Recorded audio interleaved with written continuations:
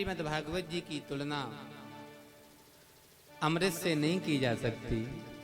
अमृत भी भागवत के सामने बौना है, छोटा साबित हो जाता है।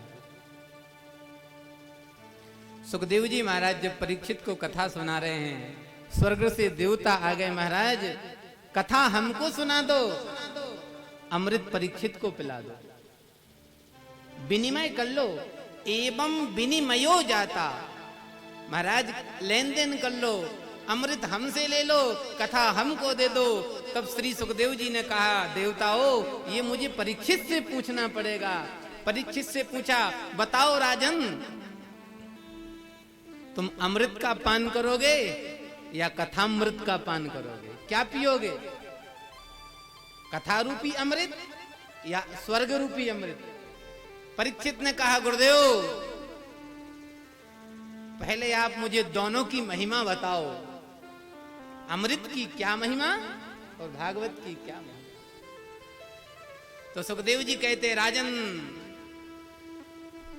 अगर तुम भागवत रूपी अमृत का पान कर लोगे तो तुम अभय हो जाओगे, डर नहीं रहेगा जीवन में। और अगर अमृत को पी लोगे तो बोले तुम अमर हो जाओगे। अब बताओ तुमको अमर होना है या अभय होना है? परीक्षित ने कहा, गुरुदेव घुट घुट करके डर डर करके हजारों साल जिए तो क्या जिए, जब तक जिएंगे निर्भय होकर के जिएंगे। और बताओ आप हमको महिमा। सुखदेव जी ने कहा, राजन अमृत को पी लोगे तुम तो दीर्घजीवी हो जाओगे, अमृत को पियोगे तो दीर्घजीवी हो जाओगे, और कथा रूपी अमृत को पी लोगे तो तुम दिव्य जीवी हो जाओगे। देखो राजन अमृत क्या है? बोले नांगोच्छिष्टम सुरोच्छिष्टम देह बंधन कारकम। ये अमृत क्या है भैया? ये तो नागों का झूठा है, और नागों से जो बचा था तो देवताओं ने पी लिया। तो नागोच्छिष्टम देवोच्छिष्टम और देह बंधन कारकम। अच्छा ध्यान से श्रवण करिए। मान के चलो आप लोगों में से किसी ने अमृत पी लिया, तो आप देह के बंधन में आ गए कि नहीं आ गए? अब मरोगे तो है नहीं। अब बताओ 100 साल के बाद कुछ काम के रहते हो? दांत बत्ती नहीं, सुनाई पड़ता नहीं, दिखाई चलते बनता नहीं। अब हजारों साल जिए, ना खा पाए, ना देख पाए, ना सुन पाए, ना घूम पाए, तो काय को जिए?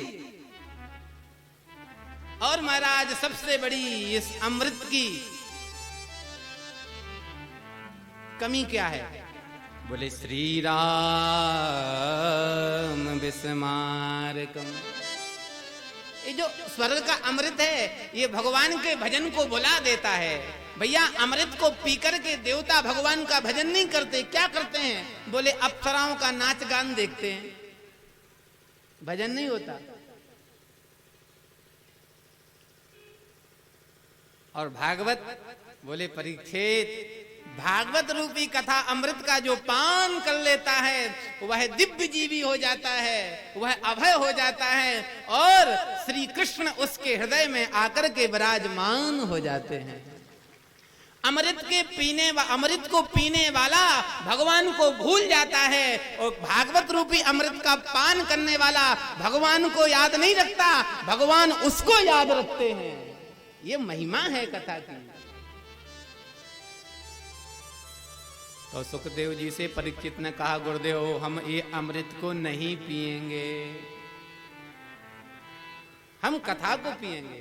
तो भागवत जी में लिखा है, अभक्तांश तांश्च विज्ञायौ न ददौ स कथामृतम। सुखदेव जी ने उन देवताओं को अभक्त जान के भागवत की कथा नहीं दी।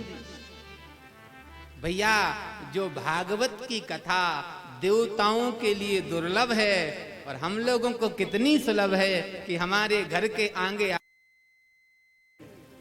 भैया इस भागवत रूपी गंगा में खूब गोते लगाओ, आप लगाओ, दूसरों को लगवाओ, और चाहे जितने गोता लगाओ डूबने का तो डर ही नहीं। देखो भैया, नदी में, तालाब में, गंगा में स्नान करने में तभी मजा आता जब बीच धार में जाके बढ़िया ठंडे ठंडे निर्मल जल में गोता लगाओ। तो भागवत रूपी गंगा में आके बीच पंडाल में बैठो और खूब महाराज मस्ती के साथ कभी कथा रूपी अमृत में गोता लगाओ, कभी भजन रूपी अमृत में गोता लगाओ और दिव्य आनंद लो इस कथा का।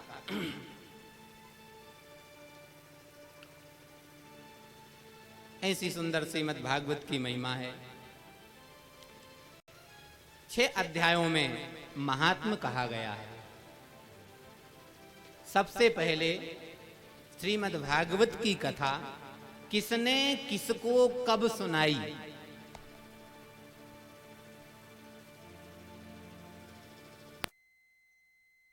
सबसे पहले भागवत की कथा किसने किसको सुनाई। तो ये मत कहना कि वृंदावन के महाराज ने सबसे पहले हमको सुनाई और हमने सुनी। किसने किसको सुनाई?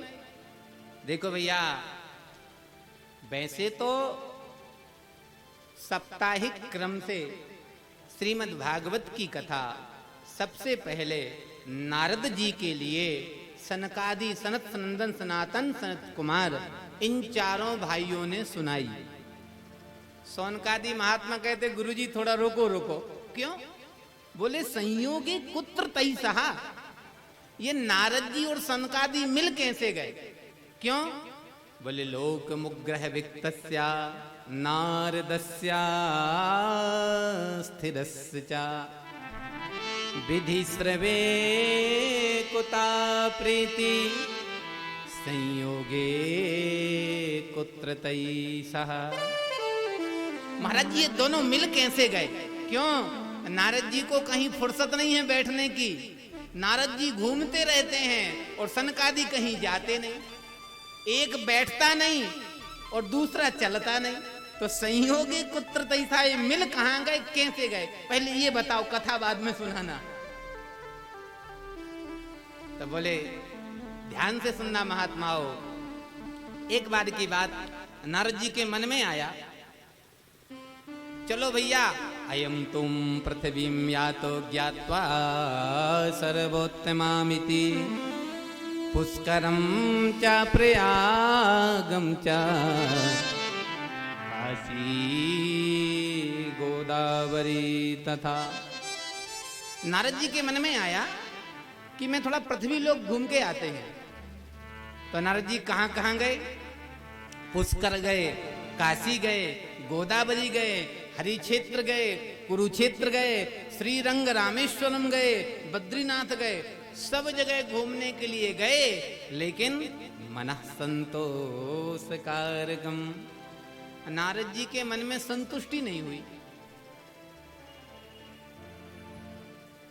तो नारद जी ने कहा चलो भाई, जब तीर्थों में शांति नहीं मिली तो नारद जी ने कहा चलो भाई संतों के यहां चलते हैं।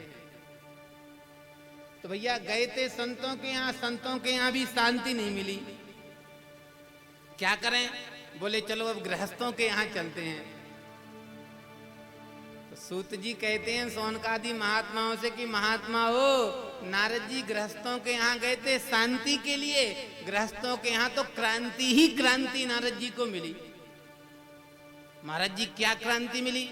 बोले तरुणी प्रभुता गेहो श्याल को बुद्धिदायका कन्या विक्रियते लोभात् दंपति नाम च कलकनम। भैया इस कलयुग में विवाह नहीं हो रहा है, कन्या विक्रियते लोभात्, लोभ के कारण कन्याओं की बिक्री हो रही, सौदा हो रहा है। आज विवाह नहीं हो रहा, धंधा हो रहा है, इतना दोगे तो कर लेंगे। बताओ ये विवाह है या लेन देन है? अब ध्यान से श्रवण करिएगा। आज के समय में ना मन मिल रहा है, ना विचार मिल रहे हैं, ना गुण मिल रहे, सिर्फ क्या मिल रहे? पैसे। तो जब मन नहीं मिल रहा, विचार नहीं मिल रहे, गुण नहीं मिल रहे, पहले समान संबंध मिलते थे इसलिए समधि होते थे, सम संबंध मिलते थे तो समधि होते थे। आज संबंध नहीं मिल रहा, आज धन मिल रहा तो बज रहा। महाराज आजकल बहू घर में आए, कुछ लाए चाहे ना लाए, गैस चूल्हा जरूर लेके आती है। किसी ने कुछ कहा, अपना चूल्हा निकाला, जलाया, तेरा अलग मेरा अलग। चिंता मत कर, 20 लाख मैंने गिनाए, कोई कुछ कहे अलग बना लेना। अब बहू से भी कोई एक शब्द कहे तो क्यों सुने?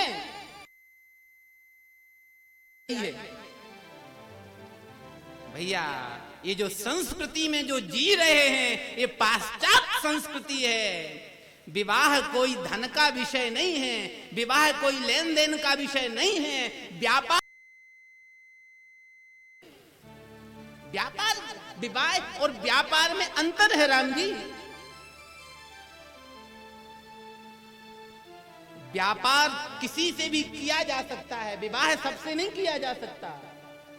समान वर्ण का हो, समान वयस्क हो, समान गुण जहां मिले, समान विचार जहां मिले, वहां संबंध बनते हैं राम जी। और जहां ऐसे संबंध बनते हैं उस घर में बहू नहीं लक्ष्मी आती है। अब आप लोग सोच लो, आपको पैसा लेके कबाड़ा लाना है भाई, अब आप पैसा दे के सामान लिया, हो सकता है अच्छी पैकिंग में,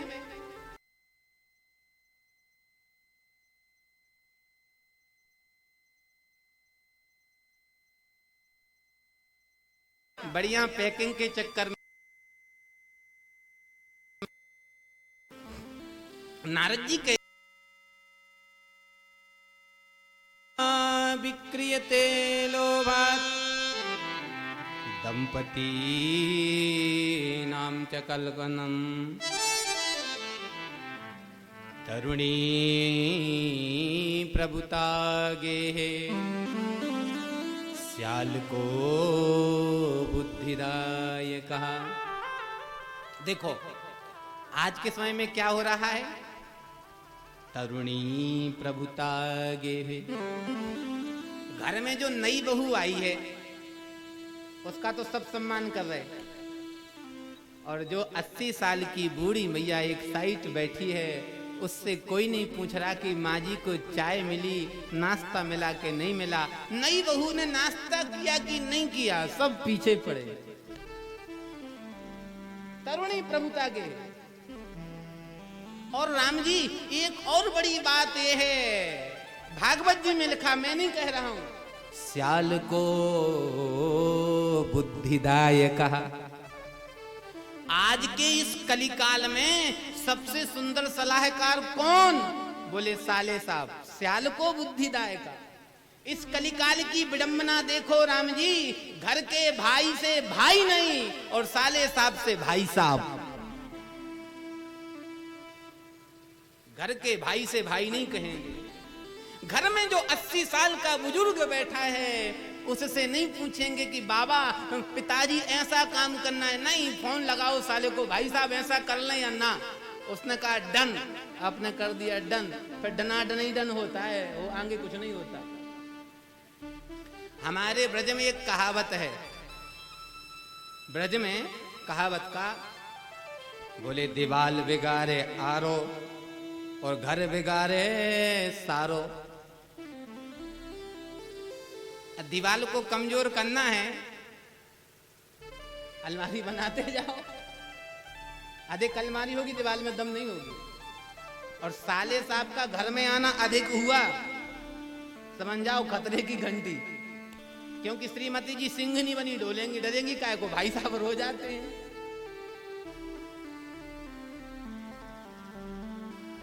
देखो भैया, जितने लोगों ने साले से सलाह ली है उनका नतीजा देख लो। अगर धृतराष्ट्र ने शकुनी की सलाह नहीं ली होती तो 100 में से 2-4 तो बचते कि नहीं बचते।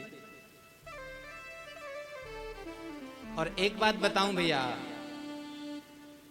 आज के नौजवान के पास पुस्तक का ज्ञान तो है, सावधान होकर श्रवण करें। आज के नौजवान के पास पुस्तक का ज्ञान तो है, लेकिन निवेदन करूं, पुस्तक का मतलब क्या होता है? इंग्लिश में पुश, जानते हो ना? पुश का मतलब आगे बढ़ाने के लिए। तो पुस्तक का ज्ञान क्या है? पुश, क्लास टू क्लास आगे के लिए है, जीने के लिए नहीं है पुस्तक। ध्यान से सुनना, पुस्तक सिर्फ पुस्तक है, पुस्तक पुस्तक है, उस्तक नहीं है। पुस्तक पुस्तक है, उस्तक नहीं है। उस्तक जाने के लिए किसी वृद्ध के चरणों में दस्तक देना पड़ेगा, तब आप उस तक पहुंचोगे।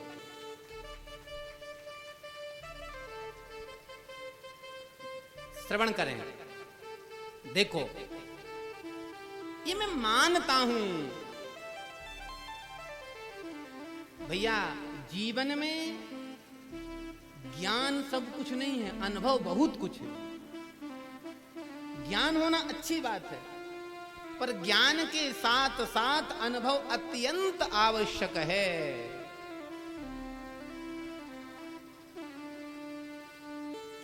आज का ज्ञान बिना अनुभव के अंधा है, पता नहीं कब कहा किस खाई में जाकर के गिर जाए। देखो, नौजवानों का ज्ञान देखो और बूढ़े का अनुभव। एक ट्रेन में 5 नौजवान चढ़े। एक ट्रेन में 5 नौजवान चढ़े। अब भीड़ तो थी, तो जैसे चढ़े तो सब लोग देखने लगे सीट कहां कहां कहां। तो ट्रेन में सीट कहीं थी नहीं। जब ट्रेन में कहीं कोई सीट नहीं थी तो सबने देखा, ओहो, ये जो ऊपर की सीट है ना, इस पे एक बूढ़ा आदमी लेटा है, अगर ये नीचे आ जाए तो हम 5 बैठ जाएंगे। दूसरा बोला, कैसे नीचे आए? उसने कहा, अभी लो, मैं जंजीर खींचता हूं। फिर क्या होगा? बोले, गार्ड आएगा, हम कह देंगे जंजीर बूढ़े बाबा ने खींची, हम 5 हैं, ये अकेला है। एक थोड़ा समझदार था, बोला, भैया कहीं लाठी उल्टी पड़ जाए, हम ही पकड़े जाएं तो? बोला, कोई बात नहीं, हम 5 हैं, 5 100 रुपए मिला के 500 में छूट जाएंगे। बोले, देखो भाई, मिलाना जुलाना बाद में, पहले इकट्ठा कर लो। हाँ, कोई बात नहीं। तो उन 5 ने 100 रुपए निकाले, ले उसके जेब में रख दिए। अच्छा, ये सारी प्रक्रिया सीट पर लेटा लेटा बुढ़ा देख रहा था, बूढ़ा बाबा। अब जैसे उन बच्चों ने 100 रुपए के जेब में रखे, एक ने इशारा किया, दूसरे ने जंजीर खींची, ट्रेन रुकी, गार्ड आया और गार्ड आके कहता, भाई जंजीर किसने खींची? तो 5 ने उंगली कर दी, इसने खींची। गार्ड ने कहा, बाबा जंजीर क्यों खींची? तो बूढ़ा कहता, माई बाप, ये बताओ मैं जंजीर क्यों ना खींचूं? आखिर क्या हुआ? मैं क्या बताऊं, मैं बूढ़ा, ये 5 ने मिलके मेरे 500 रुपए निकाल लिए। और आपको भरोसा नहीं है तो देख लो, इसकी जेब में है। देखा तो 500 पहले रखे ही थे, तो 500 रुपए निकाले, बूढ़े को दिए गए और 5 में 5 डंडे और जेल के अंदर। ये है आज का पुस्तक का ज्ञान और ये है अनुभव। तो कन्या विक्रियते लोभात् दंपती नाम च कलकनम। भैया, जब भी बुद्धि की बात आए तो नौजवान की बुद्धि मत लो, सलाह घर के बुजुर्ग से लो, क्योंकि उसके पास पूरे जीवन का अनुभव है। भैया ज्ञान से श्रेष्ठ अनुभव होता है। किसी ने कबीर जी से कहा, बाबा कबीर तुम कौन से कॉलेज में पढ़े हो? क्यों? क्योंकि आपके दोहों में वेदों का मंत्रों का अर्थ निकलता है। तो कबीर कहते, भैया ध्यान से सुनना, तू कहता पुस्तक की लेखी, मैं कहता आंखों की देखी। भैया कभी कभी पुस्तक का लिखा हुआ गलत हो सकता है, लेकिन जो आंखों के सामने घटना घटी है उसके बारे में क्या कहना। तो नारद जी कहते, महाराज गृहस्थों के यहां गया था मैं शांति के लिए, वहां क्रांति ही क्रांति मिली। महाराज घूमते घूमते मैं ये पहुंचा कहां? वृंदावन। जब मुझे कहीं शांति नहीं मिली तो मैंने कहा चलो कहां? बोले चलते हैं। कहां? यमुना तटमापन्नो यत्र लीला हरेर्भूत। जहां भगवान हरि ने लीला की है वहां चलते हैं। तो महाराज जैसे मैं यमुना के किनारे गया और मंद सुगंध शीतल वायु चल रही थी, उस शीतल वायु का मुझे स्पर्श हुआ, बड़ा आनंद आया। पर महाराज तत्राश्चर्यमया दृष्ट्वम श्रूयताम तन्मुनीश्वरः। हे महात्माओं, एक मैंने आश्चर्य देखा। क्या आश्चर्य देखा? बोले एक बूढ़ी स्त्री लेटी है, उसकी गोद में दो नौजवान पड़े हुए हैं, सर को रखे हुए। बहुत सी स्त्रियां पंखा डुल रही हैं। और जैसे मैंने उस आश्चर्य को देखा कि जवान स्त्री के गोद में दो बूढ़े सर को रख कर के लेटे हैं, तो मैं उस आश्चर्य को देख के जैसे आगे बढ़ने लगा तो वह तरुणी, वह जवान मुझसे रोते हुए बोली, भोगो साधो क्षणं तिष्ठा मच्चिंतामपि नाशयः। हे साधु क्षणं तिष्ठ, थोड़ा देर रुको। क्यों? हमारी जो चिंता है, हमारा जो दुख है उसको दूर कर जाओ। क्यों?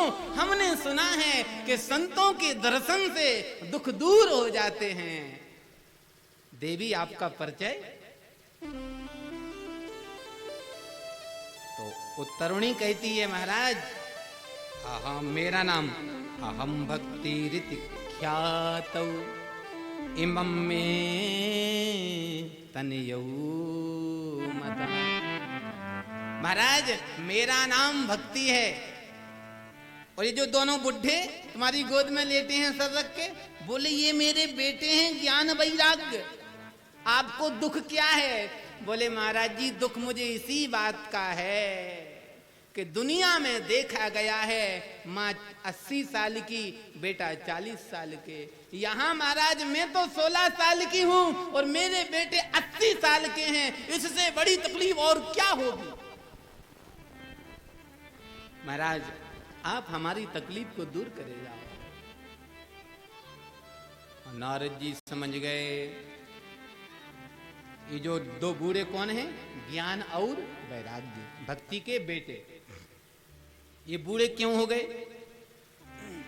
देखो भैया आज के समय में ज्ञान और वैराग्य की सिर्फ चर्चाएं होती हैं, है किसी के अंदर नहीं। ज्ञान और वैराग्य की बड़ी बड़ी बातें करवा लो, वैराग्य के नाम पे और कुछ नहीं है। बातों का विषय रह गया है ज्ञान और वैराग्य। जीवन में चरितार्थ बहुत कम लोगों में होता है राम जी। इसलिए इस कलिकाल में ज्ञान वैराग्य तो बूढ़े हैं, पर भक्ति अभी भी सुरक्षित है। तो नारद जी ने तुरंत वेद वेदांत गीता गीता पाठई मुहुर्मुहु वेद वेदांत का उद्बोधन किया है। और महाराज जब वेद वेदांत सुनाया है तो ज्ञान वैराग्य की थोड़ी जो जर्जर अवस्था थी वो दूर हुई। और महाराज जैसे ही नारद जी वेद पाठ करना बंद कर देते हैं, ज्ञान वैराग्य फिर मूर्छित होकर गिर जाते। जब तक नारद जी वेद पाठ करते हैं तब तक तो बैठे रहते हैं, और जैसे ही पाठ बंद सोई धड़ाम से। अब नारद जी परेशान, क्या करें। आकाशवाणी हुई, उद्धमः सफलस्तेयं भविष्यति न संशयः। महात्मा आप उद्यम करो, आपको सफलता जरूर मिलेगी, इसमें कोई संशय नहीं। अब नारद जी बोले मैं क्या उद्यम करूं। मतलब देखो भैया, जीवन में कोई अच्छा कार्य कर रहे हो, जरूरी नहीं है कि सफलता तुरंत मिल जाए, जरूरी नहीं है। आप जीवन में कोई भी कार्य कर रहे हो, चाहे पढ़ाई हो, चाहे बिजनेस, कोई भी कार्य हो, राम जी जरूरी नहीं है कि आपको पहली बार में ही सफलता मिल जाए। पर निवेदन करूं, आप परिश्रम कर रहे हो, आपको सफलता नहीं मिल रही है, हताश नहीं होना है, अपने परिश्रम को छोड़ना नहीं है। आज नहीं तो कल, कल नहीं तो परसों, भले बीत जाएं बरसों, आप लगे रहोगे तो सफलता जरूर एक ना एक दिन आपके पास आएगी और सफलता को आप प्राप्त करोगे। पर निवेदन करूं, सफलता प्राप्त कब करोगे, जब आपका लक्ष्य एक होगा। और रोज सुबह से उठ के रोज लक्ष्य बदलेगा तो क्या होगा, कुछ नहीं मिलने वाला। ये कथा का सार है। नारद जी से कहा, महाराज उद्यमः सफलस्तेयं भविष्यति न संशयः, आप उद्यम करो जरूर सफलता मिलेगी। तो नारद जी ने कहा हम क्या करें। तो आज नारद जी पूछने के लिए गए हैं संतों के पास कि महाराज ज्ञान वैराग्य का दुख दूर कैसे होगा। तो नारद जी संतों के पास गए हैं। तो संत बोले, नारद जी दुनिया को आप ज्ञान देते हो, हम आपको क्या ज्ञान दें। भागवत में तो लिखा है, मूकी भूतास्तथान्येतु कियन्तस्तु पलायतः। बहुत से तो चुप हो गए और बहुत से तो भाग ही गए नारद को देख के। क्यों, नारद को कौन जवाब दे। तो जब नारद जी को कहीं भी अपने प्रश्न का उत्तर नहीं मिला तो नारद जी ने कहा चलो बद्रीनाथ चलते हैं, वहां बड़े बड़े संत महात्मा रहते हैं। तो नारद जी आज महाराज सत्कर्म की खोज में जा रहे थे। तो चारों भाई सनक सनंदन सनातन सनत कुमार बद्री का आश्रम में रहते हैं और वहीं पर इन दोनों का संयोग हो गया। यही तो पूछाना था कि संयोग कैसे हो गया। तो संयोग ऐसे हो गया।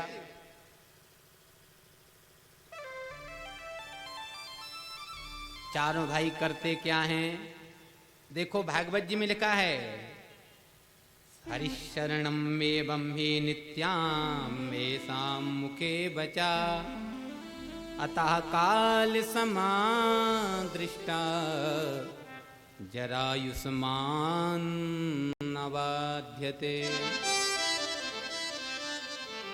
देखो भाई, कौन कौन चाहता है कि मैं बूढ़ा ना हूं, हाथ उठाओ। कौन कौन चाहता कि मैं बूढ़ा ना हूं। कोई नहीं चाहता, सब चाहते बुढ़े होना। अच्छी बात है, जल्दी हो भगवान करे। भागवत जी में लिखा है जिसको बूढ़ा नहीं होना, एक मंत्र है, उसका जो पाठ करेगा बूढ़ा नहीं होएगा। आप कहो तो मंत्र बताऊं, बोलो बताऊं या आगे बढ़ूं। अब आप सबको तो बूढ़ा होना ही है, तो मेरे मंत्र बताने से क्या मतलब है। आपको नहीं होना, बाबा बाप की तो सफेदी आ गई है।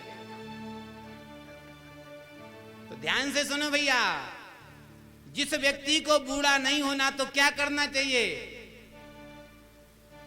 एक बात बताऊं भैया, हाँ वो चलो, भागवत जी में लिखा है, हरिशरणमेवं ही नित्यं मेषां मुखे वचा अतः काल समादृष्टा जरायुष्मान नवाधते। हरिशरणम हरिशरणम हरिशरणम, जिसकी वाणी पे सदा सर्वदा रहता है तो जरा युष्मान न बाध्यते, कभी उसको बुढ़ापा नहीं आता। बोले उदाहरण में कोई है? बोले हाँ, बोले सनत कुमार। पूर्वे सामपि पूर्वजा, पूर्वजों के भी पूर्वज हैं सनत कुमार, पर हैं कितने? बोले 5 साल के।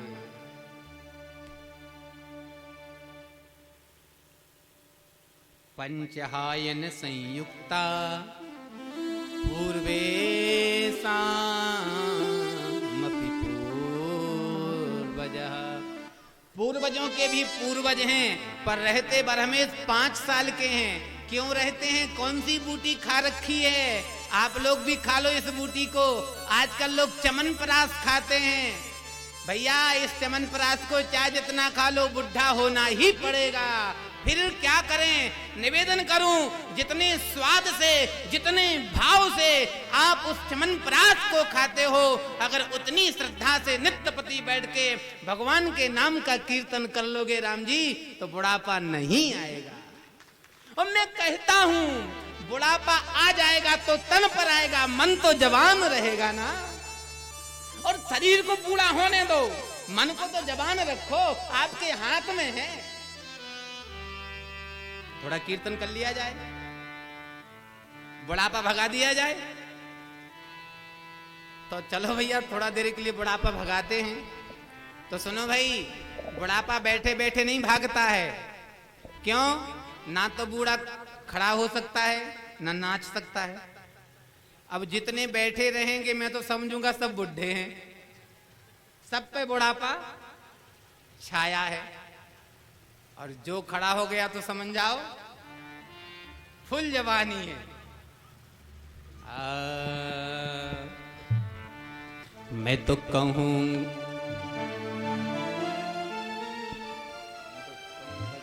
मैं तो कहूंगी बजा के ढोल गिरिधर मेरा है। मैं तो कहूंगी बजा के ढोल गिरिधर मेरा है। मैं तो कहूंगी बजा के ढोल गिरिधर मेरा है। मैं तो कहूंगी बजा के ढोल गिरिधर मेरा है। मेरा है जी मेरा है, मेरा है जी मेरा है, मेरा है जी मेरा है, मेरा है जी मेरा है। मैं तो कहूंगी बजा के ढोल गिरिधर मेरा है। मैं तो हरि बोल झूमते हुए तालियों की सेवा करते हरि बोल।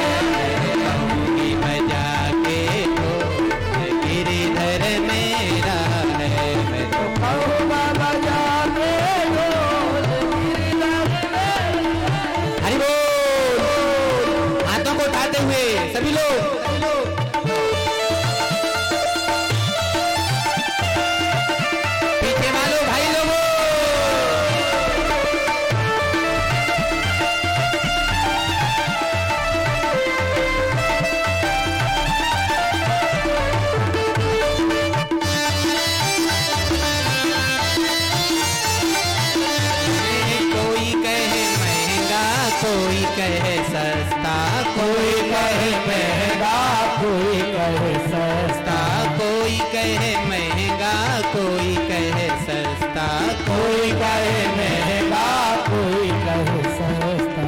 लिया अमोलक मोल गिरिधर मेरा है, मैंने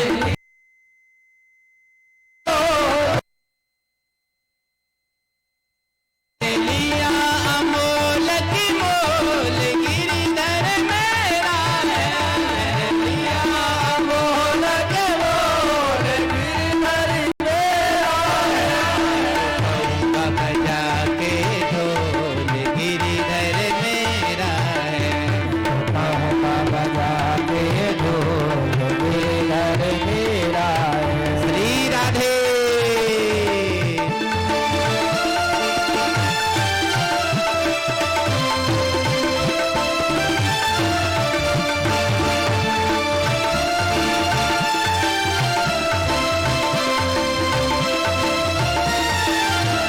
हरि बोल।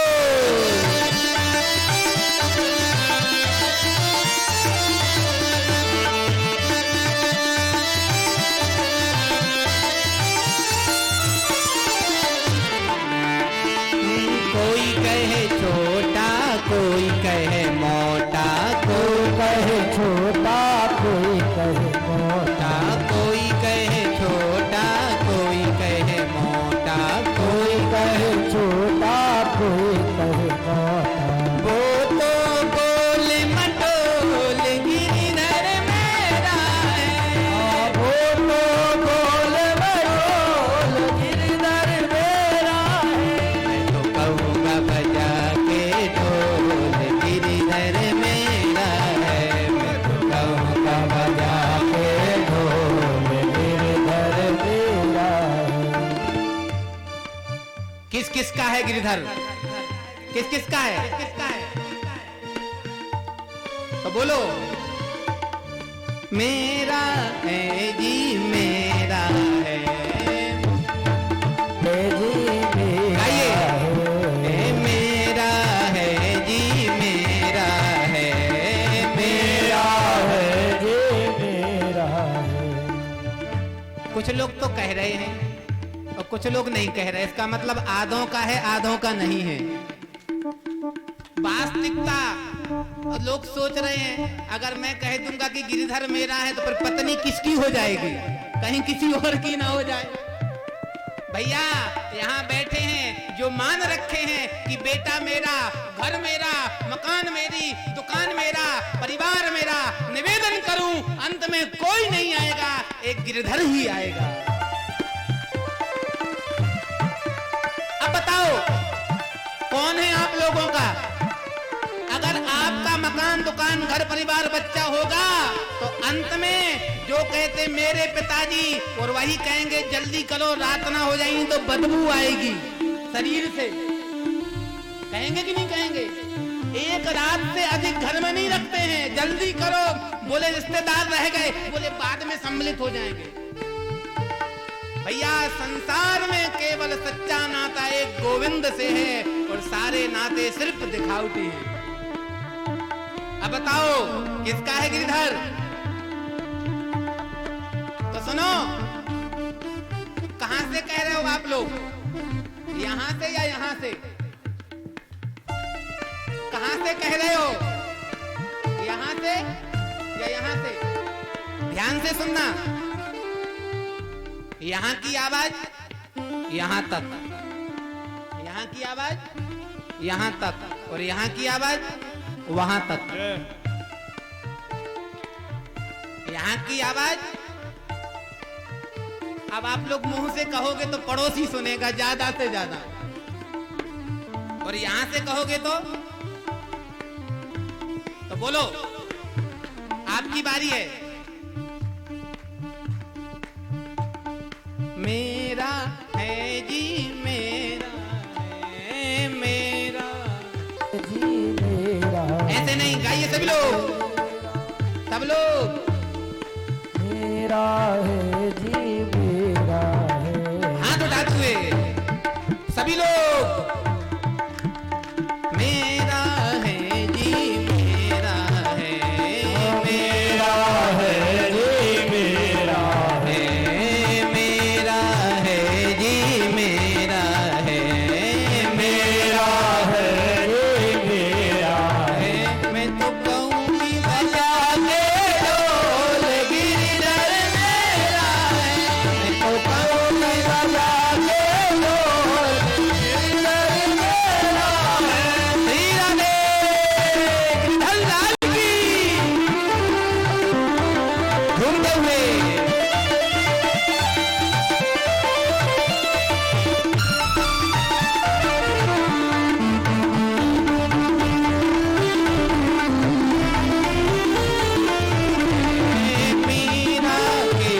प्रभु गिरिधर नागर, मीरा के प्रभु गिरिधर नागर, मीरा के प्रभु गिरिधर नागर, मीरा के प्रभु गिरिधर नागर, मिलता प्रेम के मोल गिरिधर मेरा है, और मिलता प्रेम की बोल गिरिधर मेरा है। मैं तो कहूँगी बजा के ढोल गिरिधर मेरा है, कहूँगी बजा के ढोल गिरिधर मेरा है। मेरा है जी मेरा है, मेरा है जी मेरा है, मेरा है जी मेरा है, मेरा है जी मेरा है। मैं तो कहूँगी बजा के ढोल गिरिधर मेरा है, कहूँगी बजा के ढोल गिरिधर मेरा है। मैं तो कहूँगी बजा के ढोल गिरिधर मेरा है, कहूँगी बजा के ढोल गिरिधर मेरा है। हरे रामा राम रामा हरे हरे, हरे कृष्णा कृष्ण कृष्ण, हरे हरे, हरे रामा राम राम हरे हरे, हरे कृष्णा कृष्ण कृष्ण, हरे हरे। कहूँगी बजा के ढोल गिरिधर मेरा है, मैं तो कहूँगा बजा के ढोल गिरिधर मेरा है। तो कहूँगा बजा के ढोल गिरिधर मेरा है, कहूँगी बजा के ढोल गिरिधर मेरा है जी मेरा है, मेरा है जी मेरा है। मेरा है जी मेरा है, हाँ मेरा है जी मेरा है। तो कहूँगी बजा के ढोल गिरिधर मेरा है, तो कहूँगी बजा के ढोल गिरिधर मेरा है। गिरिधर मेरा है, मेरा है मेरा है,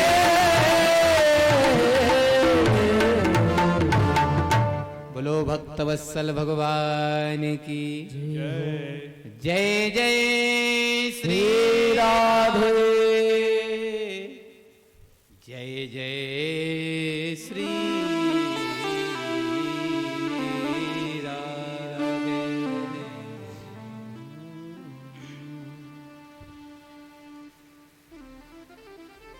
भैया नित्य प्रति घर में बैठ के 5-10 मिनट गोविंद के नाम का कीर्तन करना, भैया जिसको ये भगवान का कीर्तन रूपी रोग लग जाता है ना, कभी हमारे वृंदावन में आना, वहां देखना इसके बहुत पेशेंट मिलेंगे आपको।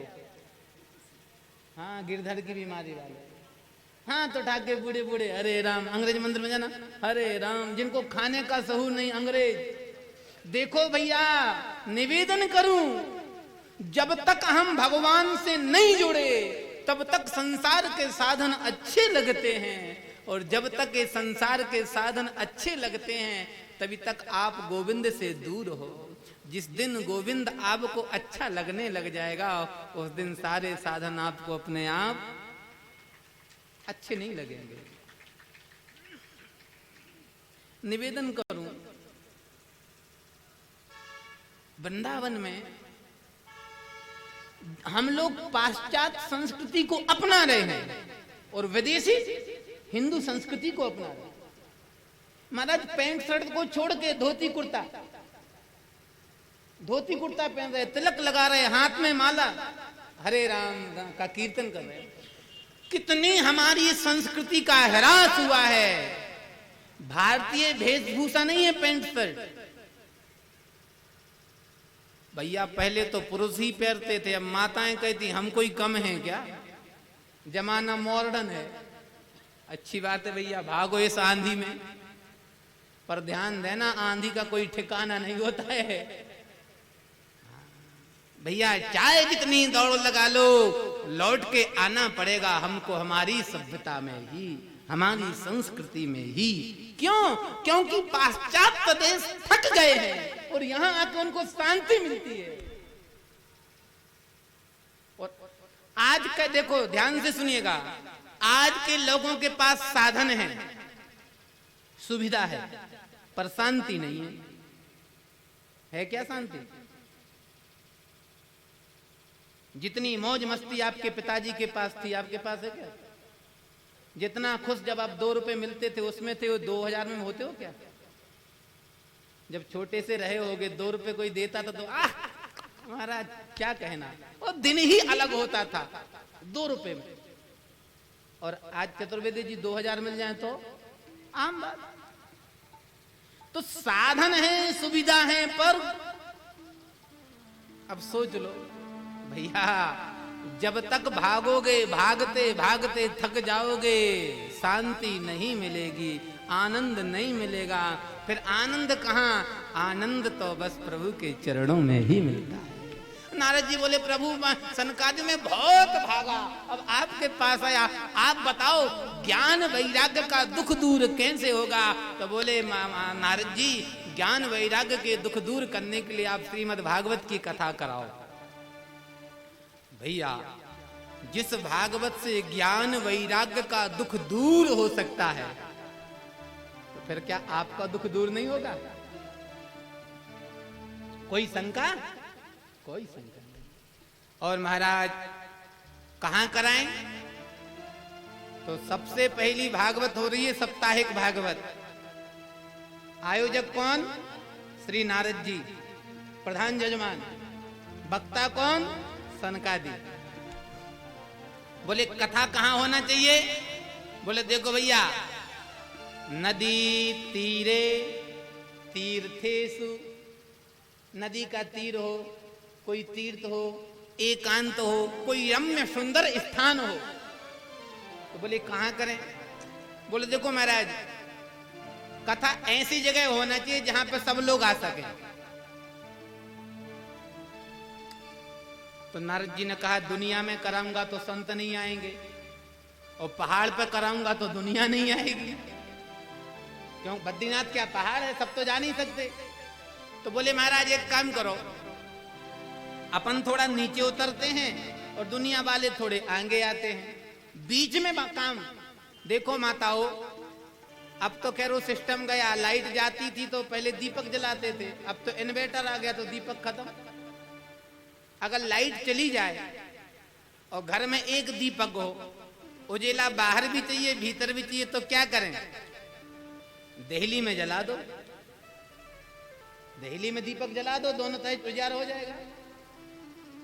तो महाराज एक काम करो, कथा आप कहां करो? बोले हरिद्वार में। तो संत ऊपर से नीचे आ जाएंगे और नीचे के संसारी थोड़े। और ईमानदारी से बताएं, कथा तो भगवान के द्वार पर ही होना चाहिए, जिससे भगवान को भी लगे कि हल्ला उदम कहां हो रहा है। भैया हरिद्वार में कथा हुई है, भक्ति महारानी के निमित्त सुंदर कथा हो रही थी। और जैसे ही सुंदर कथा हो रही थी, और महाराज कथा के बीच में जयकारा लगाया गया है, बोलो वृंदावन बिहारी लाल की जय, राधा रानी की जय, बरसाने वारी की जय, बांके बिहारी लाल की जय। जैसे ही जयकारा लगाया गया, तो जयकारा लगाया कहां? हरिद्वार में। आवाज कहां तक गई? वृंदावन तक। आप लोगों ने जयकारा कहां लगाया? कथा पंडाल में। आवाज कहां तक गई? पड़ोसी के कान तक, पंडाल के बाहर भी नहीं।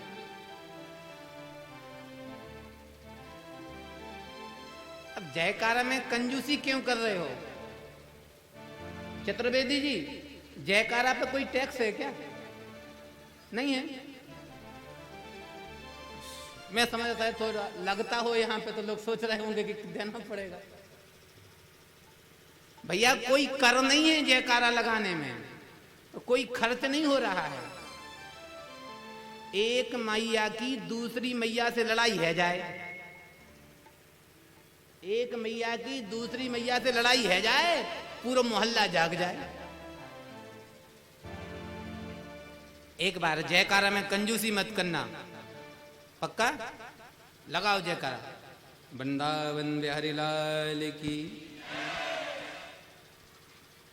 कुछ भी कहो, भारतवासी कमजोर नहीं है, बस इनको जगाना पड़ता है।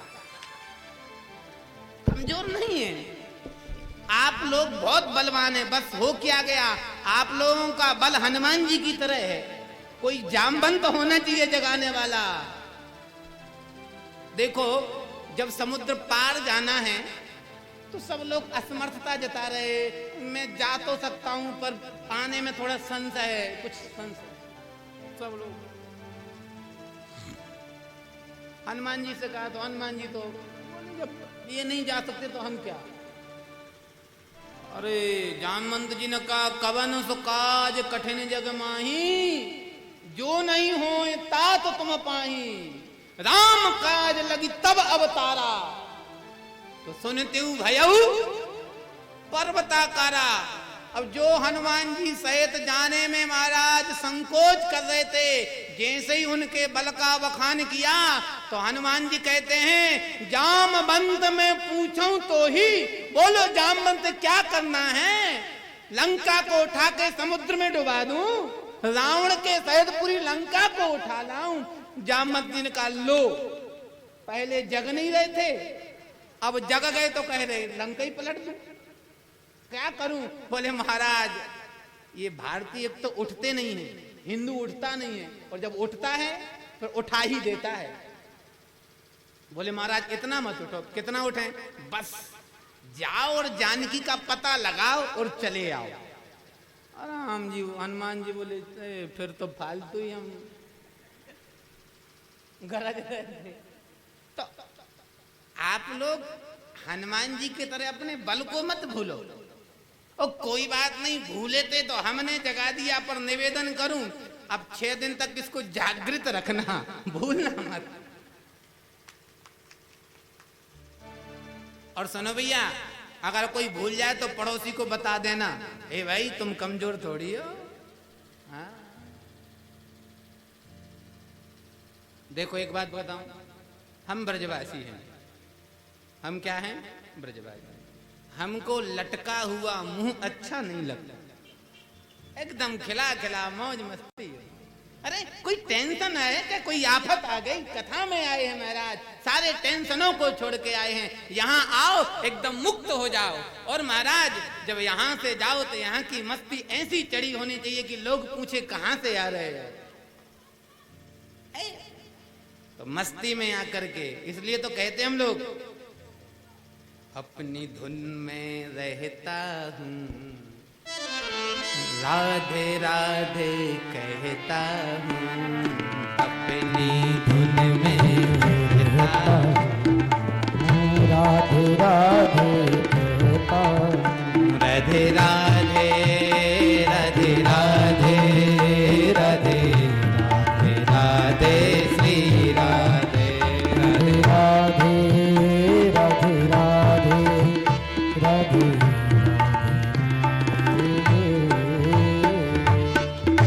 अपनी धुन में रहो, अपनी मस्ती में। आग लगे घर बस्ती में, मस्त नाम अपनी क्या टेंशन। एक बात बताओ, जो राम जी को बिगाड़ना है उसको कोई बना सकता है क्या? और जिसका राम जी को बनाना उसका कोई बिगाड़ सकता है क्या?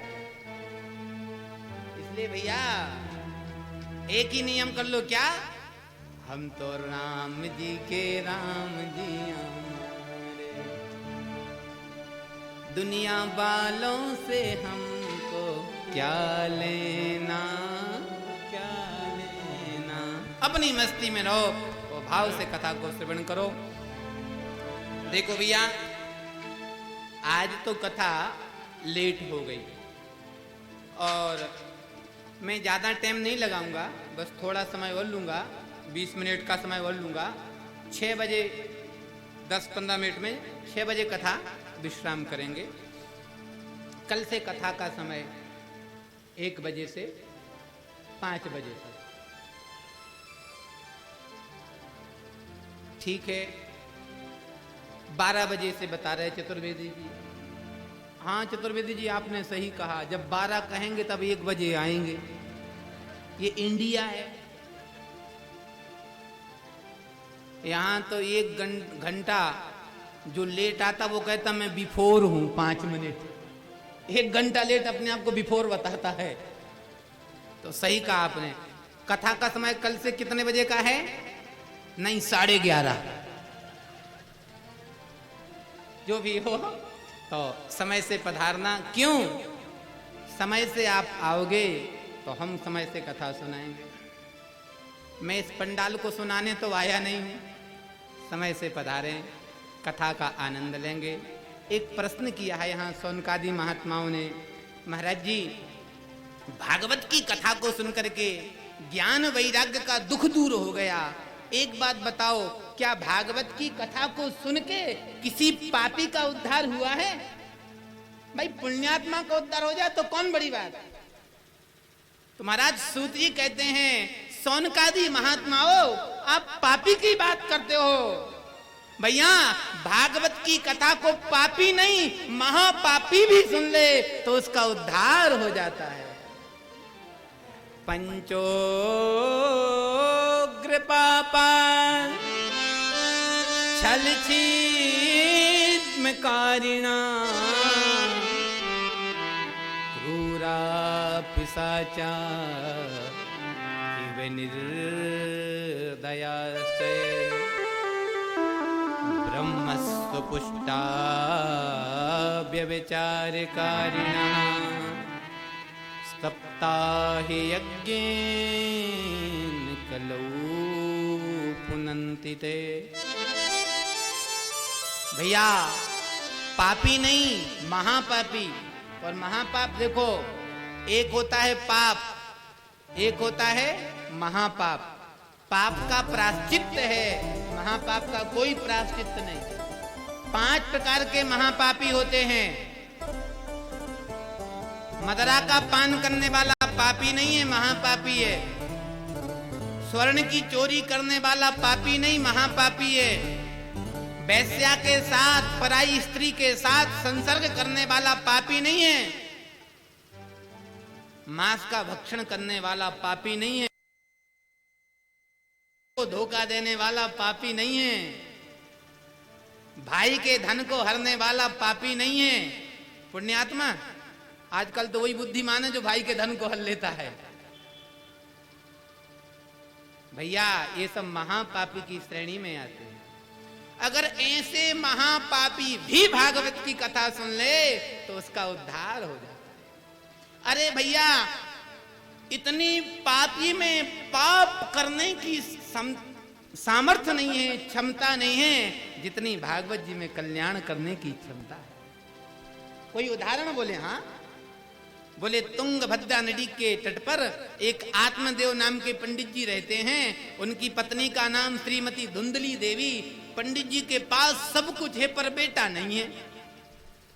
अब तो महाराज पंडित जी देखो भैया ध्यान से सुनना, मैं कहता हूं कथा में, अगर भगवान ने आपको पुत्र दिया तो भगवान की कृपा, भगवान ने आपको पुत्र दिया तो भगवान की कृपा, और भगवान ने पुत्र नहीं दिया तो भगवान की डबल कृपा। क्यों?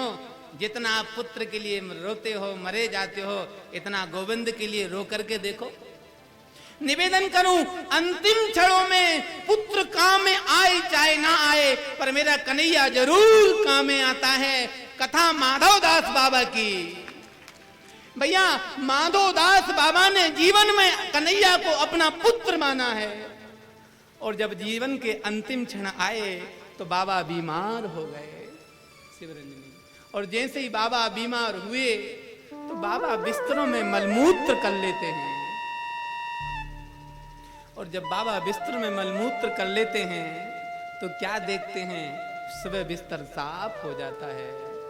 बाबा रोज सोचते हैं मेरा मलमूत्र धो के कौन जाता है। आज बाबा रात्रि भर नहीं सोए, आकर देखूंगा कि रात्रि में आके मेरे बिस्तर को साफ कौन करता है। और पूरी रात बाबा जागते रहे। भैया सच बताऊं, मेरा गोविंद छोटे से बालक का रूप बना के आया है। सोचा बाबा सो गए होंगे और आज गोविंद ने धीरे से बाबा को उठाया है, मलमूत्र को साफ किया है और माधोदास बाबा को लिटाया है। और जैसे ही वो बालक जाने लगा तो बाबा ने हाथ पकड़ लिया।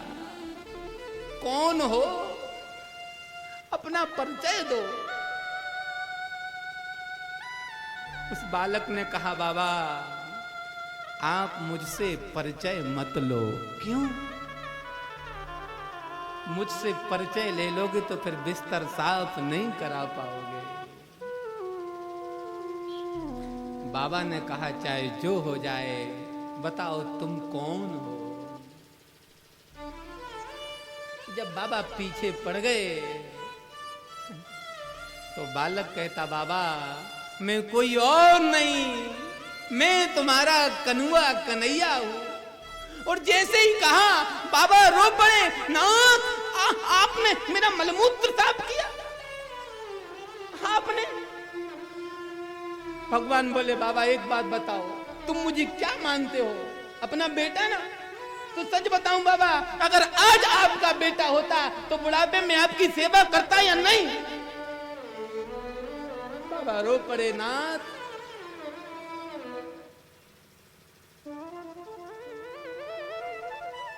मैं आपसे सेवा नहीं करा सकता।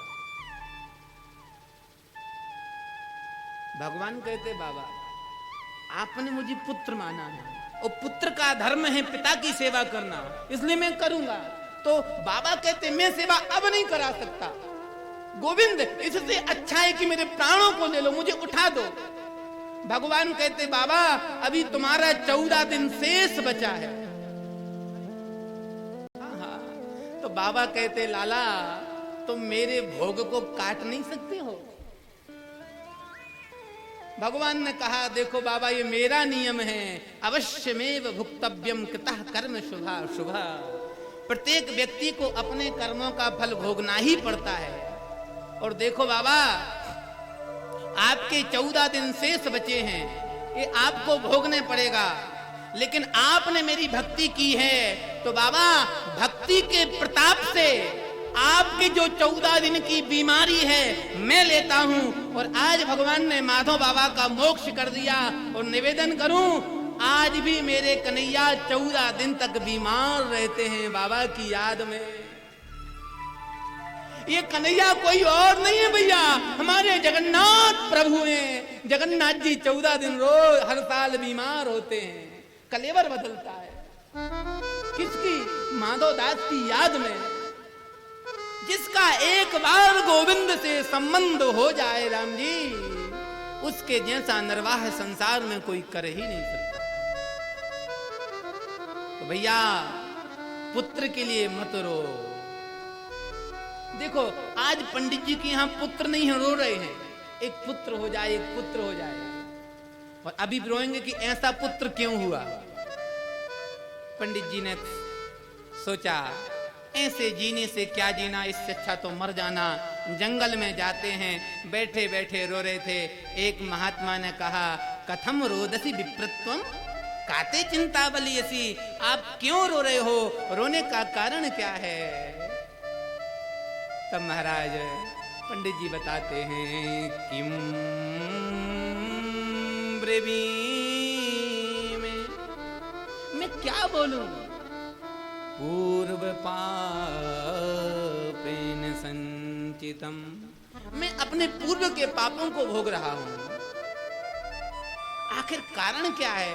बोले महाराज भगवान ने सब कुछ दिया है पर हमको पुत्र नहीं दिया है। तो महात्मा ने समझाया आप पुत्र के लिए रो रहे हो। एक बात बताओ, जिनके यहाँ पुत्र हैं उनसे पूछो वो कितने खुशी हैं। महाराज आप पुत्र के लिए रो रहे हो और जिनके यहाँ हैं वो इसलिए रो रहे कि ऐसा क्यों हुआ। कहते कि इससे तो अच्छा होता ही। यहाँ उदाहरण दिया महाराज जिनके यहाँ पुत्र हैं उनसे पूछो।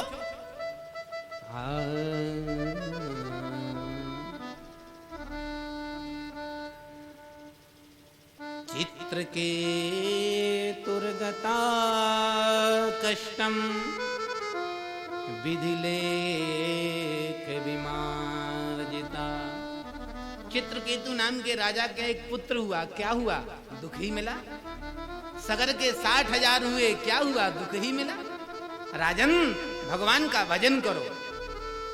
तो महात्मा जी से पंडित जी कहते हैं, बाबा जाको फटी न बिमाई वो का जाने पीर पर आई।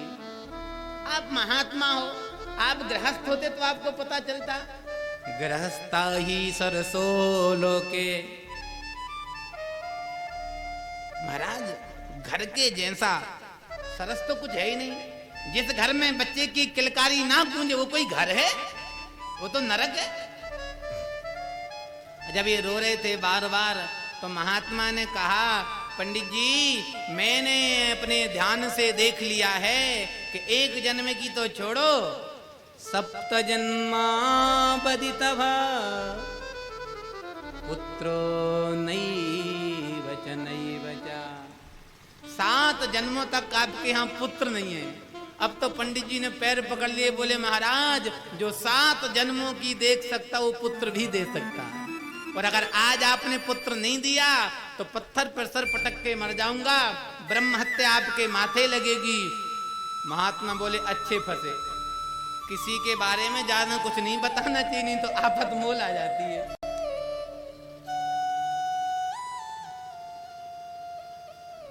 सही में कोई माताएं आए कुछ कुंडली दिखाने और उनको कुछ बताई दो। अब महाराज बता दो तो कहेंगी उपाय बताओ, उपाय भी बताओ तो कहेंगी अब करा और दो, अब करा भी दो तो महाराज हुआ क्यों नहीं। अब पूरा रिजल्ट चाहिए। उंगली पकड़ के हाथ वो मत। तो अब यहाँ पंडित जी ने उंगली पकड़ के हाथ नहीं गला पकड़ लिया महात्मा का। अब पुत्र नहीं दोगे तो ब्रह्म हत्या माथे लगेगी। महात्मा ने कहा चलो भाई छुटकारा छूटे। एक झोली से फल निकाला, लो ये फल पत्नी को खिला देना, 1 साल बाद हो जाएगा। देखो भैया शास्त्रों में लिखा है, जो ना करे लकीर सो करे फकीर, जो ना करे दवा सो करे दुआ। दवा का उल्टा क्या है? दुआ।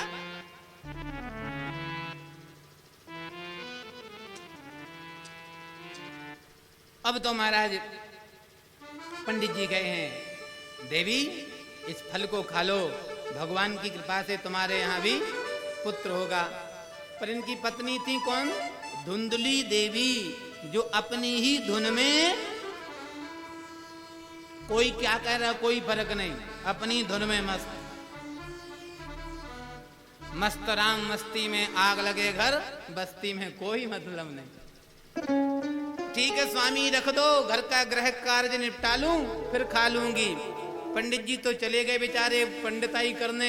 अब पंडितानी यहाँ बैठी बैठी सोच रही थी, इतने में आ गई पड़ोसन। देखो भैया जैसे आप वैसे ही आपके मित्र। शराबी को अपना दोस्त ढूंढना पड़ता है क्या? हाँ? तमाकू वाले को अपना मित्र ढूंढना पड़ता है क्या? आप खाओ, पड़ोसी कहेगा थोड़ा है क्या लाओ, अपने आप। तो चोर के दोस्त चोर, धर्मात्मा के धर्मात्मा, साहूकार के साहूकार, ठग के ठग। तो जैसी धुंधली वैसी उसकी सखी। पड़ोसन आ गई, अरे बहना तू काय को बैठी बैठी चिंता में? अरे बहना कहा बताऊं, हमारे पंडित जी इतने बोले हैं, काऊ महात्मा ने पैसा ले लिए और ये फल दे दिया। एक बात बता बहना, फल के खाने से अगर बेटा होने लग जाए तो सब लोग फल ही ना खा लें, ब्याह काय को करें? एवं कुतर्क योगेन तत्फलम नैव भक्षति। फल नहीं खाया, क्या करें? पड़ोसन बोली, मैं तो पहले ही कहती हूं इन बाबाओं के चक्कर में नहीं पड़ना चाहिए। अरे बावरी ये तो बता फल का क्या करें? बोले तेरे घर में गैया भी तो बंधी है 6 साल से, उसने कुछ नहीं दिया, गैया को खिला दे। असली होगा तो गैया बच्चा देगी और नकली होगा तो पोल खुल जाएगी। ये बात तेरी पक्की। और स्वयं ने फल नहीं खाया, खिला दिया गैया को। कुछ दिन बाद इसकी बहन आई धुंधली की। धुंधली की बहन ने पूछा, बहना क्या बात है, आजकल तू बड़ी चिंता सी रहती है, चिंता में रहती, क्या बात है? कुछ नहीं बहना, क्या बताऊं, पंडित जी को एक महात्मा ने फल दिया था, कहा था इसको खा ले बेटा होगा, तूने खा लिया? बोले नहीं, मैंने पड़ोसन की बात मान के गैया को खिला दिया, अगर गैया को कुछ हो गया तो पति को क्या जवाब दूंगी, ये टेंशन। हाँ, उसकी बहन कहती है, बहना गहनो कर्मणा गति, इन कर्मों की गति बड़ी विचित्र है। कहना क्या चाहती है? बहना जहां खाने वाले हैं वहां खाना नहीं है, और जहां खाना है वहां खाने वाले नहीं है। क्या कहना चाहती? मेरे घर में 6 बच्चे हैं और 7वें की तैयारी पेट में, घर में खाने को नहीं है, और तेरे घर में कोई कमी नहीं है और एक भी नहीं है। तो धुंधली बोली, ऐसा कर लेना, मेरे घर में खाने वाला हो जाए और तेरे घर में खाना। ओहो, एक काम कर, मुझसे कुछ रुपया ले ले, तेरे गर्भ का बालक मुझको दे दे। बोले बात पक्की। हो गया सौदा। कुछ दिन बाद महाराज बहन के यहाँ हुआ, रात्रि में पति दे गया बहन का, और महाराज कुछ धन दे दिया। जैसे ही सुबह हुआ तो धुंधली ने कह दिया अपने पति से, स्वामी जी क्या बात, हमारे घर में बेटा हो गया। पंडित जी तो माथा पकड़ के रह गए, हे भगवान 9 महीना तो पूरे नहीं हुए, वो कहां से गया?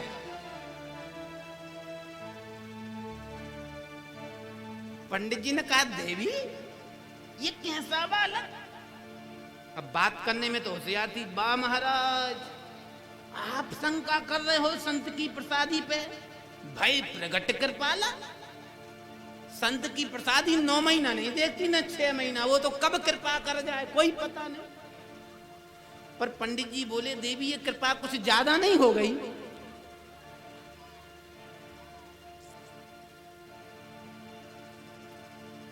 अब बातों में होशियार है।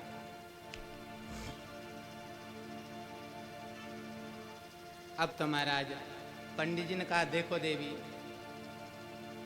हमने सुना है कि जब किसी के यहाँ बेटा होता है तो पेट बढ़ता है, प्रसव पीड़ा होती है, ना उदर की वृद्धि ना प्रसव की पीड़ा।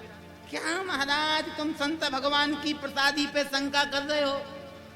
अरे मुझ पे भरोसा करो ना करो, पर संत की प्रसादी पे तो करो।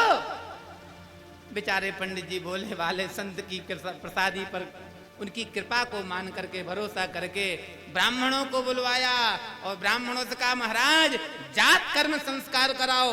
ब्राह्मणों ने जात कर्म संस्कार कराया है। अब महाराज आए हो तो बालक का नामकरण संस्कार और कर दो। आप लोग ध्यान से श्रवण करें, जब कभी घर में बालक हो तो नामकरण संस्कार किससे कराओ? ब्राह्मण देवता से। पर भैया नामकरण संस्कार ब्राह्मण से कराओ क्या? बच्चा पैदा नहीं होता उसके पहले नाम गूगल पे ढूंढ लिए जाते हैं, लेटेस्ट कौन सा है। अब नामकरण संस्कार गूगल करेगा तो बच्चा तो एक्टर पैदा होगा, भगत कहां से पैदा होगा? गलत बोले। बालक संस्कारी चाहिए, और संस्कार एक भी नहीं। बालक के देखो पहले 16 संस्कार होते थे, आज एक भी संस्कार नहीं होता। बालक संस्कारी आकाश से पैदा होंगे कि जमीन से उखड़ेंगे? अरे भैया बालकों के संस्कार तो छोड़ो, माँ बाप के भी संस्कार नहीं हुए तो बालक कहां से पैदा होगा? देखो भैया आज 3 ही संस्कार देखने को मिल रहे और तीनों भी सही नहीं हो रहे। तीनों संस्कार भी 3 संस्कार बचे हैं, पैदा होना, ब्याह होना और चलो, 3 ही बचे हैं। कर्णभेद कोई पता नहीं, चूड़ामणि कोई पता नहीं, अक्षरारंभ कोई पता नहीं, सीमंतोनयन कोई पता नहीं, पुंसवन कोई पता नहीं, अन्नप्रास कोई पता नहीं। व्रतबंधन, यज्ञोपवीत, कोई पता संस्कार है ही नहीं जीवन में। जब तक जीवन में संस्कार नहीं होंगे तो बालक संस्कारी कहां से पैदा होगा? भैया संस्कार जब बालक के होते हैं तभी बालक संस्कारी होता है। अब देखो, जात कर्म संस्कार, पैदा होने वाला संस्कार भी सही नहीं होता। जब इच्छा हो तब बच्चे को पैदा करा लो। डॉक्टर ने पूरी स्कीम बता रखी है, 4 दिन बाद भी हो सकता है और 4 दिन पहले भी हो सकता है। अब बताओ, प्रकृति के साथ एक खिलवाड़ है कि नहीं? भैया कम से कम ये हाथ, ये सुविधा तो भगवान के हाथ में ही रहने दो ना, इससे तो खिलवाड़ मत करो। अब जात कर्म संस्कार, जन्म का जो संस्कार है ना, वो भी समय से नहीं हो रहा। डॉक्टर ने ऑपरेशन कर दिया, पहले पैदा कर दिया, और कोई चाहता है कि भाई 2 दिन बाद हो, वो भी व्यवस्था है। दूसरा अब संस्कार बचा कौन सा? विवाह। तो विवाह का संस्कार कैसा हो रहा है सबको पता है, कोई बताने का विषय नहीं है। भैया 20 लाख 50 लाख खर्च किए जाते हैं विवाह के नाम पर। कितने खर्च होते हैं? करोड़ों खर्च होते हैं विवाह के नाम पर। और ईमानदारी से बताओ, फेरे समय से पड़ते हैं कि नहीं पड़ते?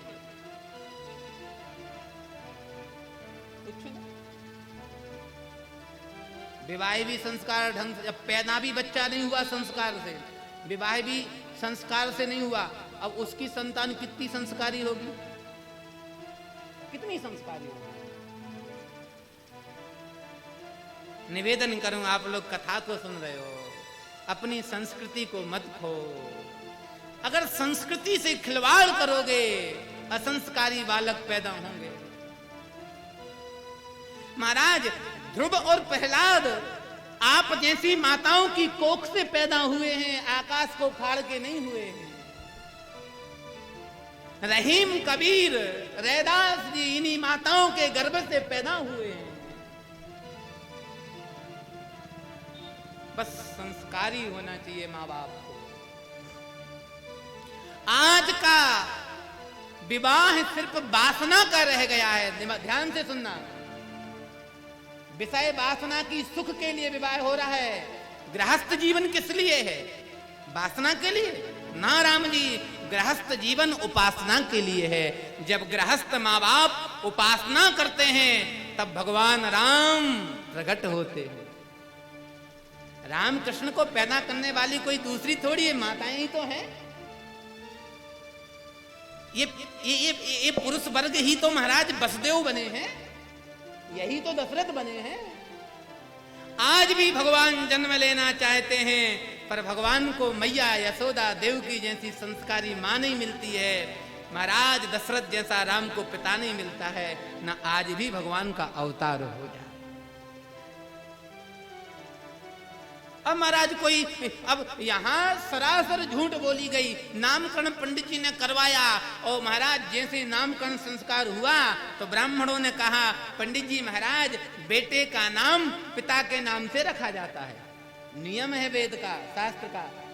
पुत्र का नाम पिता के नाम पे, कम से कम एक अक्षर तो होना चाहिए। तो देखो महाराज, आपका नाम है आत्मदेव, तो बेटे का कृष्णदेव, रामदेव क्या रखें? ये बात पड़ गई धुंधुली के कानों में, सोई धम्म धम्म पैर पटकती आई। ओ पंडित जी, 9 महीने पेट में मैं रखूं, और जब नाम की बात आए तो पिता के नाम से, भार में जाए तुम्हारा शास्त्र, मैं अपने बेटे का नाम स्वयं रख लूंगी। मेरा नाम धुंधली तो मेरे बेटे का नाम धुंधकारी। अब बताओ कहां तक बच्चा संस्कारी होगा? आप चिंटू पिंकू पप्पू डब्बू से काम ना करोगे कि कल्याण करेंगे? आजकल के ऐसे नाम हैं। एक बहुत अच्छे घर में गया, वहां पे एक बच्चे का नाम था सेंकी। मैंने कहा ये नाम तो कुत्ते का होता है, और ये बच्चे का नाम। वास्तव में मैंने देखा तो गोजा भी कुत्ते की तरह रहा था। बात बात पर यूं आंख तान ले बे, असर पड़ता है, नाम का भी असर होता है। अब शेर सिंह जी से मिलो तो तने ही तने रहेंगे, भलाई शरीर में दम बिल्कुल ना हो, पर अकड़ के शेर सिंह। एक व्यक्ति यात्री को चढ़ाने ट्रेन में आया। अब ट्रेन चल रही थी, थोड़ी वो यात्री लेट पहुंचा, तो स्टेशन पे नहीं होते कुछ कुली चढ़ाने वाले, तो भैया का मेरी ट्रेन ना छूट पाए, मेरा सामान चढ़वा दो। उसने कहा तुरंत चढ़ाता हूँ। अब ट्रेन तो लाओ बाबूजी, सामान मुझे दो। अब उसने सामान लिया और वो भागने लगा। अब ट्रेन चल रही है, वो सामान लेके चढ़ाने के लिए भाग रहा है, पीछे पीछे से वो यात्री भी जा रहा है। अब लोगों ने देखा भैया ट्रेन ना छूट जाए। अब लोगों ने कहा वाह बहादुर आजा, वाह बहादुर आजा, वाह बहादुर आजा। वो भूल ही गया कि मुझे सामान चढ़ाना या खुद चढ़ना। अब तो महाराज वाह बहादुर आजा, वाह बहादुर आजा। और महाराज एक छलांग लगाई, वो महाराज चढ़ गया, सामान रख के बैठ गया। सब लोग पिन ठकोरे, वाह देखो भाई कितना बहादुर आ गया। अब थोड़ी देर बाद वह बेचारा बैठ गया मुंह लटका के। लोगों ने कहा अब काहे को भैया परेशान हो, ट्रेन तो आपने पकड़ ली। बोला बाबूजी ट्रेन पकड़ने नहीं पकड़ाने आए थे।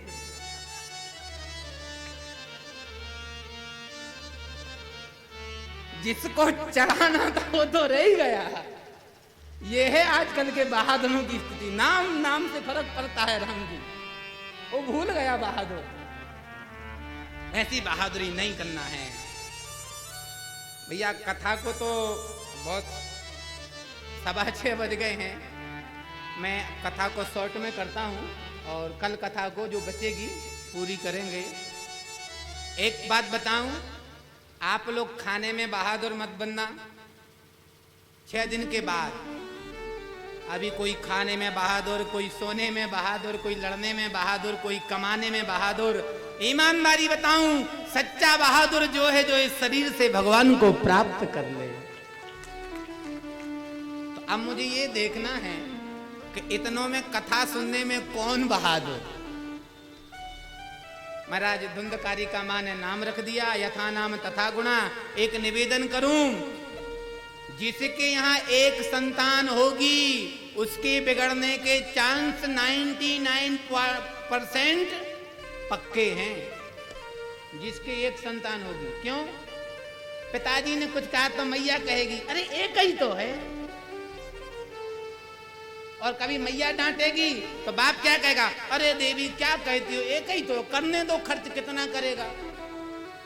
अगर ऐसा आप लोगों ने किया तो फिर बाद में बैठ के रोओगे और कुछ नहीं करोगे। भैया ये जरूरी नहीं है भैया। अब तो महाराज धुंधकारी बड़ा हुआ तो धीरे धीरे कांच की गोटी से खेलता है। पड़ोसन ने कहा धुंधुली तेरा बेटा कांच की गोटी से खेलता, कोई बात नहीं, एक है, पंडित जी ने खूब कमाया। धीरे धीरे महाराज पत्ते खेलने लगा, बोले एक ही तो है।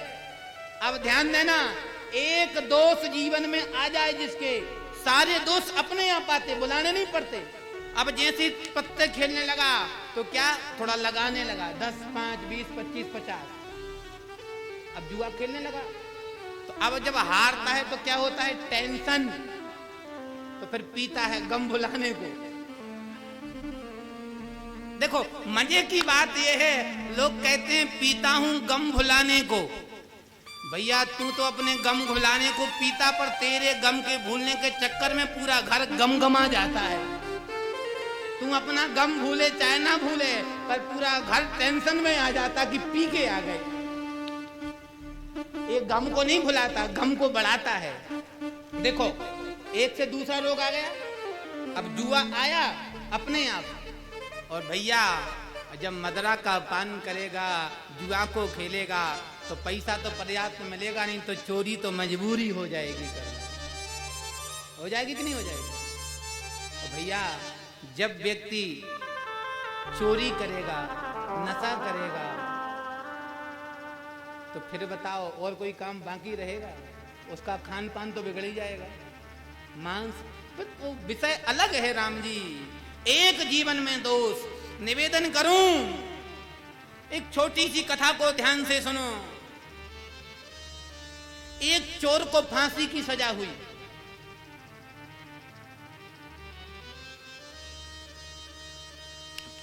उससे पूछा जाता मरने वाले व्यक्ति से कि तुम्हारी अंतिम इच्छा क्या है, जिसको फांसी हुई थी। उससे पूछा भाई तेरी अंतिम इच्छा क्या है? बोला मैं अपनी मां से मिलना चाहता हूं। बोले मिला दिया जाए। और जैसे वह चोर अपनी मां से मिलने गया तो सब लोग देख रहे थे कि मां से आखिर मिलता तो क्या कहता है। किसी ने सोचा शायद मां से इसलिए मिल रहा कि मां को बताएगा कि फलाना धन फलानी जगह गड़ा, तू उखाड़ के मजे में रहना, टेंशन मत। अपनी अपनी उपेक्षाएं दे रहे थे। लेकिन निवेदन करूं भैया, जैसे वह चोर मां के पास गया, मां को प्रणाम नहीं किया, मां से बोला नहीं, जाते ही साथ मां को एक थप्पड़ खींच के मारा, मां जमीन में गिर गई।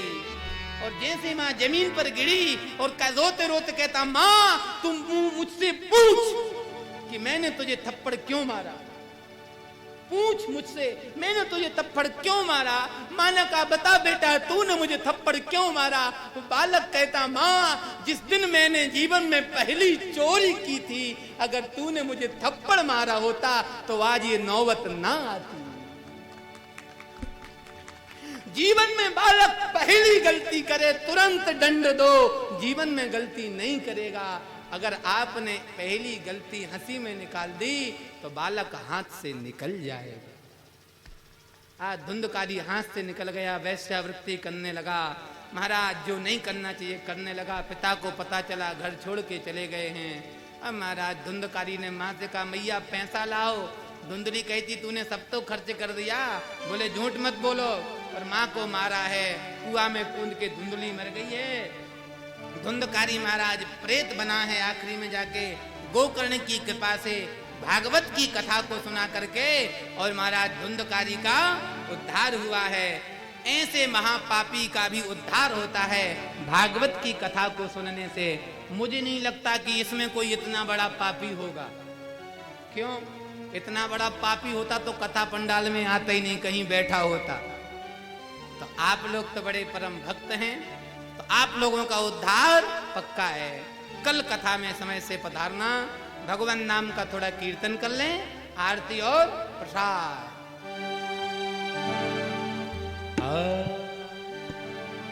रसता ने हारू सरी सरी रतियां, रसता ने हारू सरी सरी रतियां, आजा अखियों की प्यास बुझा जा रे, सबरिया घर आ जा रे,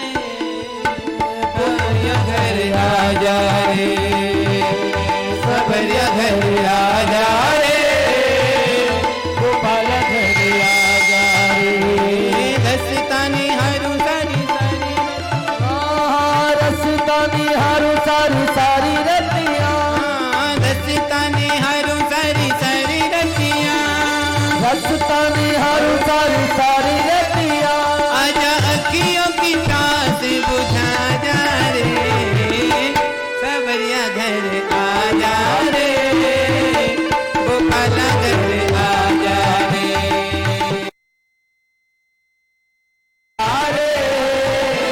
गोपाल घर आ जा रे, आ जा रे, आ जा रे, आ जा रे, आ जा रे, आ जा रे, आ जा रे,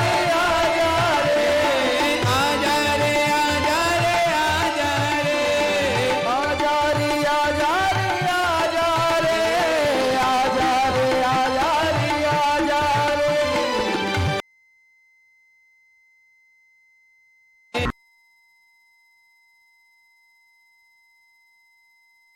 गोपाल घर आ जा रे, गोपाल घर आ जा हरि रे। बोल। तालियों की सेवा। आपका।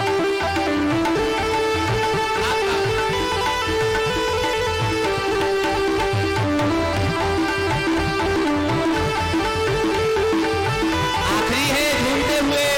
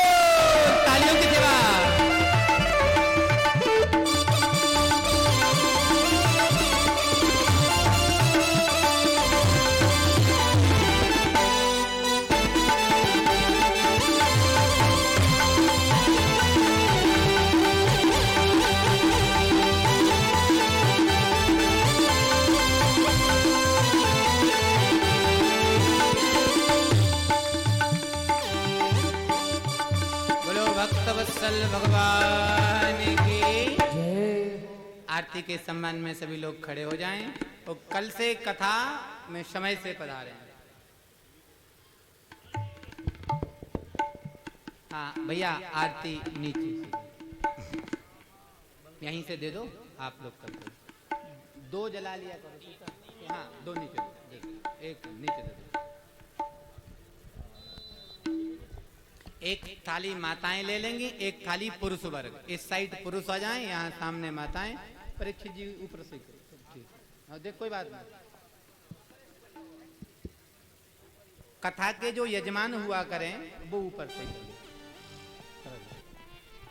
ओम चंद्रमा मनसो जात चक्षुः सूर्यो अजायता श्रोत्रादायश्च प्राणश्च मुखादग्निरजायत बांके बिहारी तेरी आरती गाऊं, बांके बिहारी तेरी आरती गाऊं, आरती गाऊं प्यारे आपको रिझाऊं, आरती गाऊं प्यारे आपको रिझाऊं, बांके बिहारी तेरी आरती गाऊं, बांके बिहारी तेरी आरती गाऊं, मोर मुकुट प्यारे शीश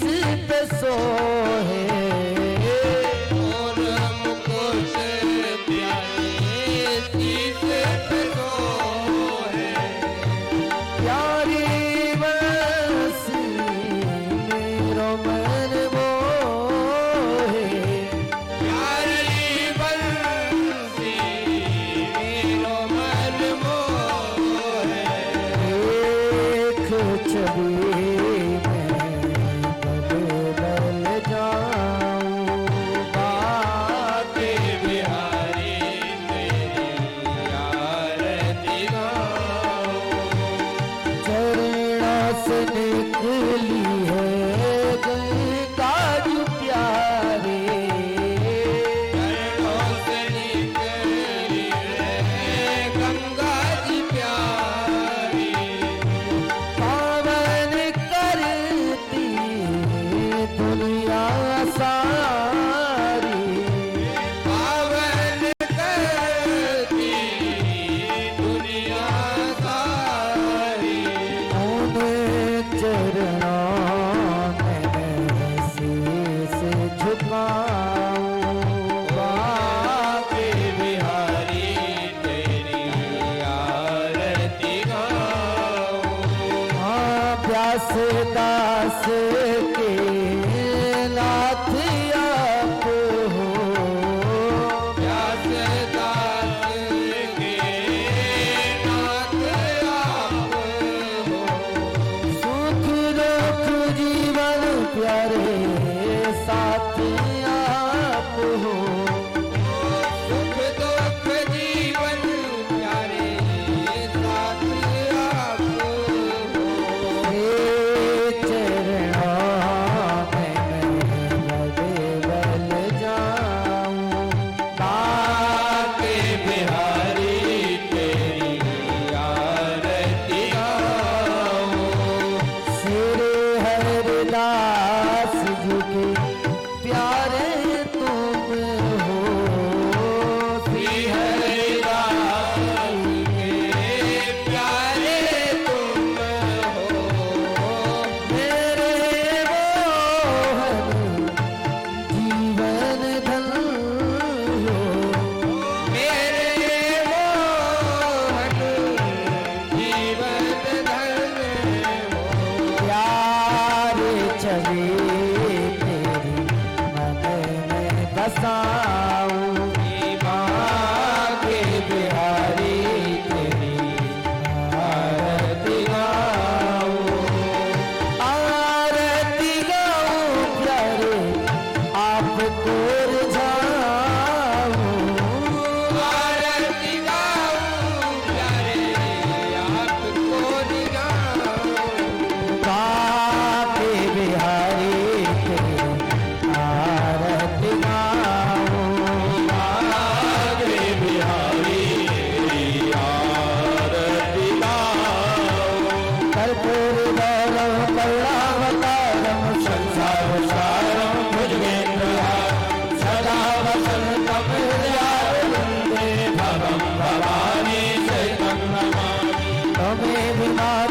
देवता त्वमेव त्वमेव रङ्गो च सदा त्वमेव त्वमेव मे ज्ञानवं त्वमेव त्वमेव सर्वं मम देवदेव त्वमेव सर्वं मम देवदेव जलेन शीतलीकरणं मा पुष्पैः देवाभिवन्दनम्